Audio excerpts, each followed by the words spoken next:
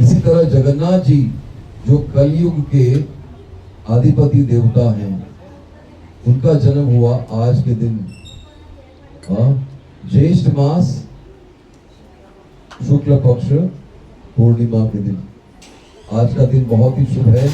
आज के दिन जगन्नाथ जी हमारे समक्ष आए। भगवान कृष्ण अलग अलग युग में अलग अलग रूप धारण करते हैं और कलयुग में वे दारू ब्रह्म के रूप में जगन्नाथ जी, जगन्नाथ बलदेव सुभद्रा मैया, ये तीनों तत्व हैं, जगन्नाथ जी के रूप में पुरी में वास करते हैं। ये है जगन्नाथ जी का महत्व। तो जगन्नाथ का अर्थ है सारे जग के नाथ। सारे जग के नाथ। सारे जग का मतलब है केवल पृथ्वी के नहीं, केवल इस ब्रह्मांड के नहीं, समस्त ब्रह्मांड के नाथ है जगन्नाथ। और जगन्नाथ इतने कृपालु हैं कि कोई उनका दर्शन कर नहीं पाता तो स्वयं बाहर निकल के अपना दर्शन देते हैं। जैसे आज हमको भगवान स्वयं दर्शन दे रहे हैं। लेकिन हमारा मन इतना चंचल है कि हम भगवान के दर्शन को भी गर्व से ग्रहण नहीं कर पा रहे। हमारा ध्यान यहाँ वहां भटक रहा है। जगन्नाथ जी स्वयं बाहर आकर दर्शन दे रहे हैं, हमारा ध्यान यहाँ वहां जा रहा है। बाहर से हम हरे कृष्ण महामंत्र कर रहे हैं, जय जगन्नाथ कह रहे हैं, लेकिन अंदर कनेक्शन कहीं नहीं हो रहा है। वो स्विच खराब हो गई। कान में जा रहा है, मन में भी है, लेकिन अंतःकरण हृदय तक वो नहीं जा रहा है।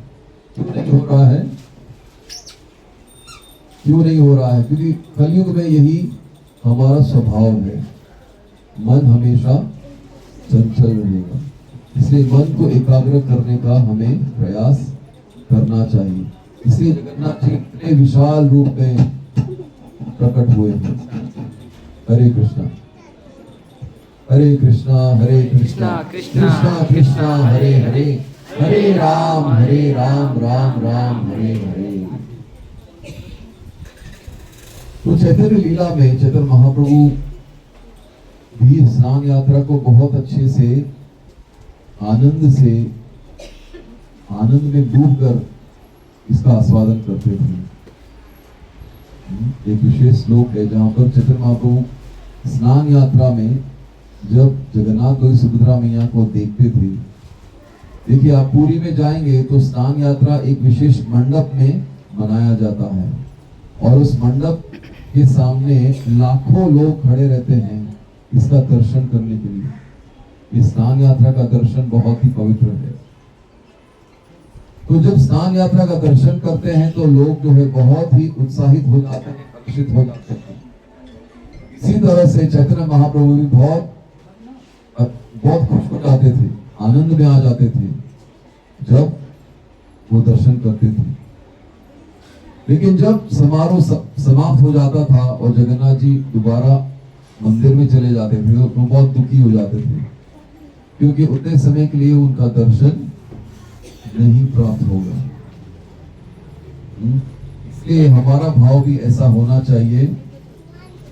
भगवान का दर्शन हमेशा हमारे आंखों के समक्ष रहे, ऐसी प्रार्थना हमें करनी चाहिए। माइक में कुछ प्रॉब्लम है, बीच बीच में आवाज जा रहा है। हम नहीं थके, माइक थक गया। हरे कृष्णा कृष्णा कृष्णा हरे हरे, हरे राम राम राम हरे हरे। तो बहुत समय पहले की बात है, पुरी के महाराज तभी थे इंद्रद्युम्न महाराज।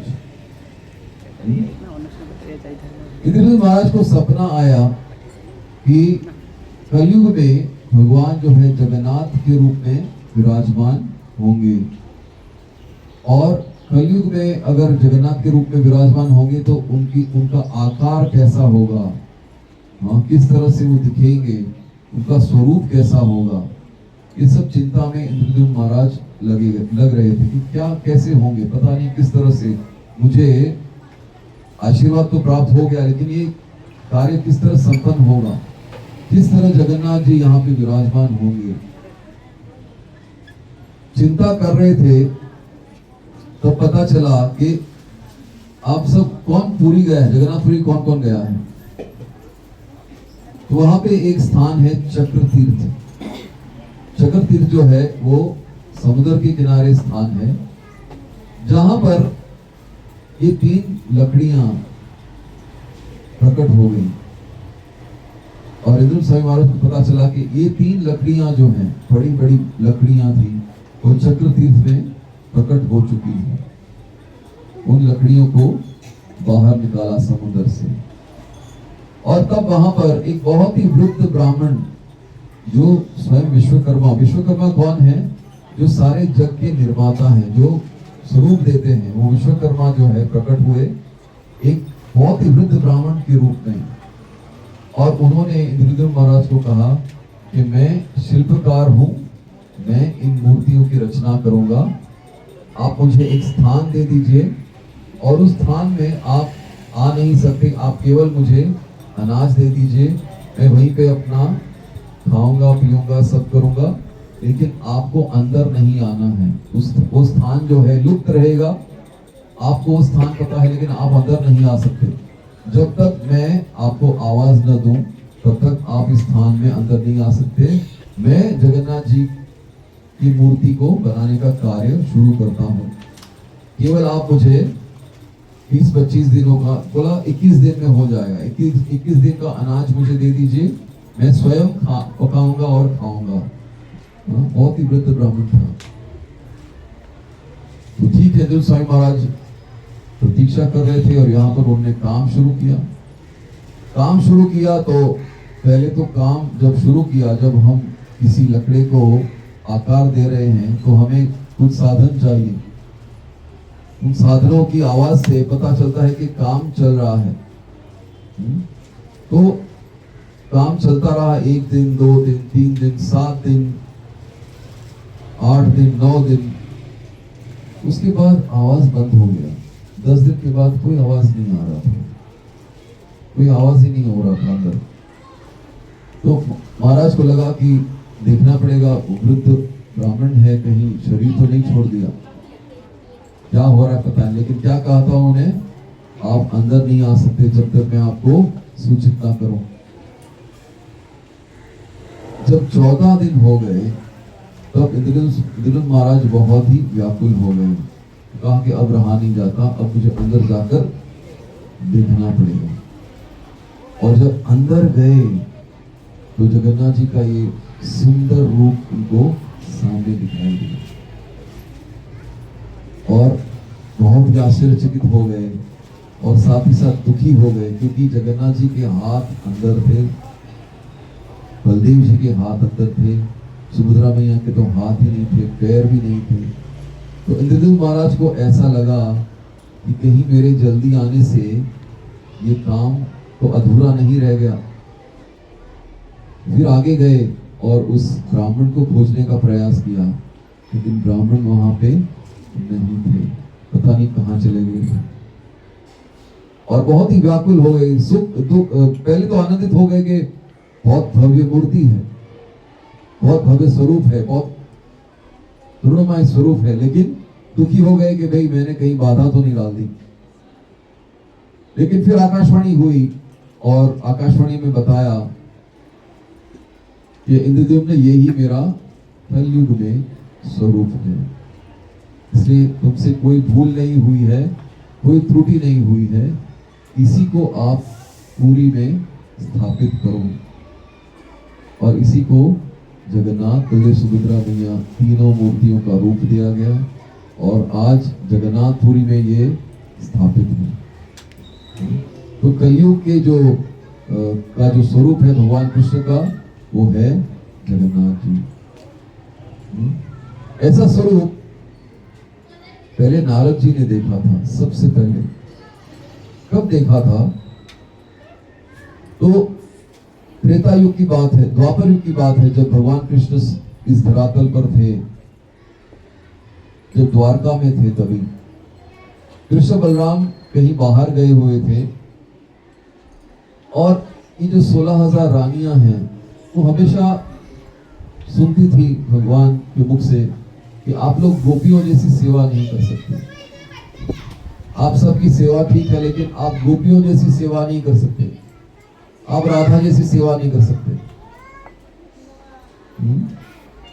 तो इन सभी को लगा कि ये गोपियां कौन हैं, क्या है, ये इतिहास क्या है भगवान का, ये कौन समझाएगा। तो आपको पता है रोहिणी माता कौन है? बलराम जी की माता।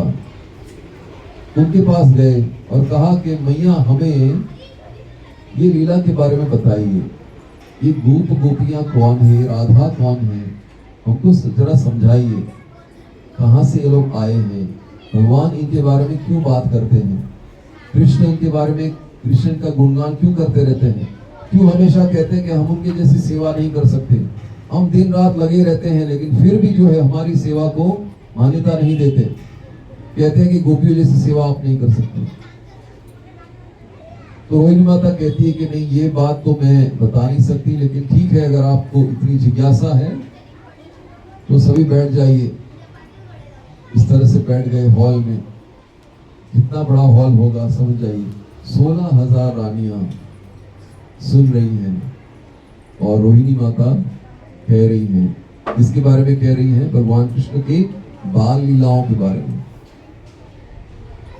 तब उन्होंने समझा, रोहिणी माता ने समझा कि अब कृष्ण बलराम यहाँ पर उपस्थित नहीं है, लेकिन यदि वो आ गए और अगर उन्होंने ये लीला सुन ली तो विरह का भाव उनके अंदर जागेगा और वो तुरंत वृंदावन चले जाएंगे।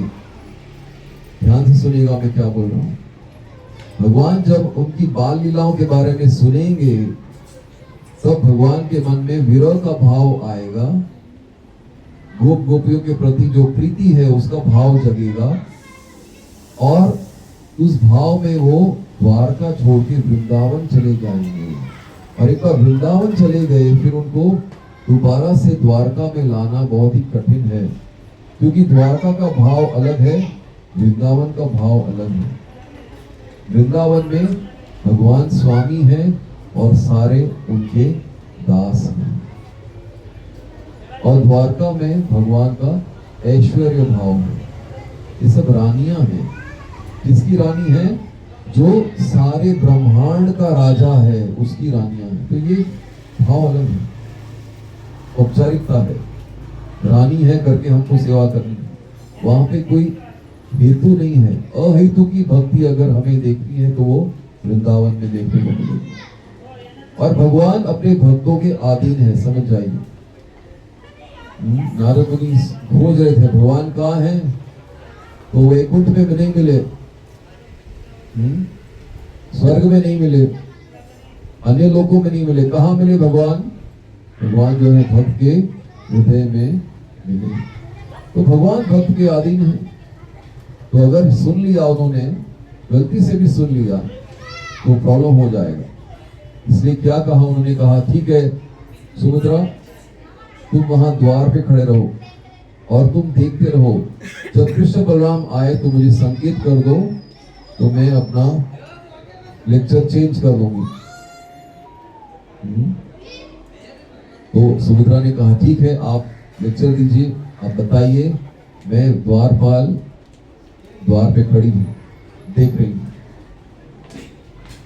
तब रोहिणी माता ने अपना प्रवचन शुरू किया, भगवान की बाल लीलाओं के बारे में बताया। और जब बताया तो सारी जो रानियां हैं उनकी आंखों में आंसू आ गए कि इस तरह से भगवान की सेवा करती हैं ये गोपियां। ये भाव है उनका, अपने निजी कार्यों को छोड़कर, अपने निजी संबंधों को छोड़कर भगवान के पीछे लगी है, इतनी सेवा करती है। वाकई में हमारी सेवा तो कुछ नहीं है। और जब इन लीलाओं के बारे में बता रही थी तो सुभद्रा भी वहां पर थी। तो सुभद्रा भी भूल चुकी कि मुझे क्या कार्य दिया गया है, क्योंकि वो भी लीला सुन रही थी और भाव विभोर हो गई। इतना ही नहीं, उसे पता भी नहीं चला कि कब पीछे जो है कृष्ण और बलराम दोनों आ गए। एक तरफ कृष्ण खड़े हो गए, राइट हैंड साइड में, सॉरी लेफ्ट हैंड साइड में कृष्ण खड़े हो गए और राइट में बलराम खड़े हो गए। और अब तीनों जो है उन लीलाओं का आस्वादन कर रहे हैं।